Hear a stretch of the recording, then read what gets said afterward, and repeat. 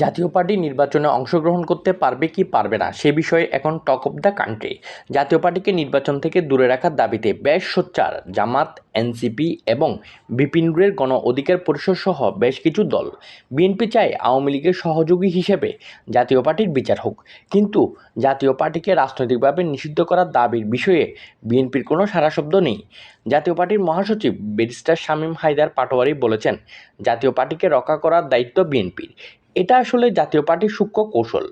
BNP যেহেতু বহুদলীয় গণতন্ত্রে বিশ্বাস করে, তাই শামীম পাটোয়ারিও কৌশলে জাতীয় পার্টির সাবজেক্টটা বিএনপির ঘাড়ে তুলে দিয়েছেন। যেমন, কার্যক্রম নিষিদ্ধ হওয়া আওয়ামী লীগের বিষয়টা বিএনপির জন্য ভবিষ্যতে বড় মাথাব্যথার কারণ হয়ে দাঁড়াবে।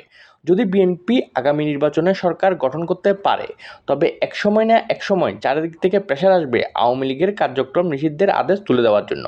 বিএনপি যদি আওয়ামী লীগকে রাজনীতি করার সুযোগ দেয়, তবে বাংলাদেশের রাজনৈতিক ইতিহাসে বিএনপি প্রশ্নবিদ্ধ হবে। বিএনপি যদি আওয়ামী লীগকে রাজনীতি করার সুযোগ না দেয়, তবে তা হবে বিএনপির বহুদলীয় গণতন্ত্রের আদর্শের সাথে সাংঘর্ষিক। অন্যদিকে জাতীয় পার্টি যদি নির্বাচনে অংশ নিতে পারে, তবে বিএনপি কিছুটা হলেও জামাত ও এনসিপির নির্বাচন বিষয়ক সত্যের বেড়াজাল থেকে মুক্ত হতে পারবে। জাতীয় পার্টির এক নেতা ঘোষণা দিয়েছেন, তারা ক্লিন ইমেজের আওয়ামী লীগের প্রার্থীর মনোনয়ন দিবেন।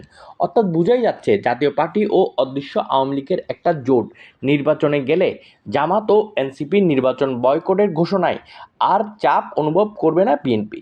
গুঞ্জন আছে, অতীতের ভুলভ্রান্তি ভুলে জাতীয় পার্টি ও অদৃশ্য আওয়ামী লীগের সাথে বিএনপির একটা সেটিং হয়েও যেতে পারে।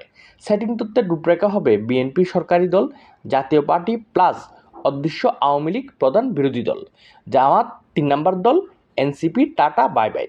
ভোট বিশ্লেষকদের ধারণা, জাতীয় পার্টি নির্বাচনে এলে লাভ হচ্ছে বিএনপির, ক্ষতি হচ্ছে জামাত ও এনসিপির। প্রিয় দর্শক, আপনিও কি তাই মনে করেন? আপনার মূল্যবান মতামত কমেন্টে জানান। বাংলা বুলেটিন চ্যানেলের আজকের ভিডিওটি ভালো লাগলে ভিডিওটি লাইক ও শেয়ার করুন এবং বাংলা বুলেটিন চ্যানেলটি সাবস্ক্রাইব করুন।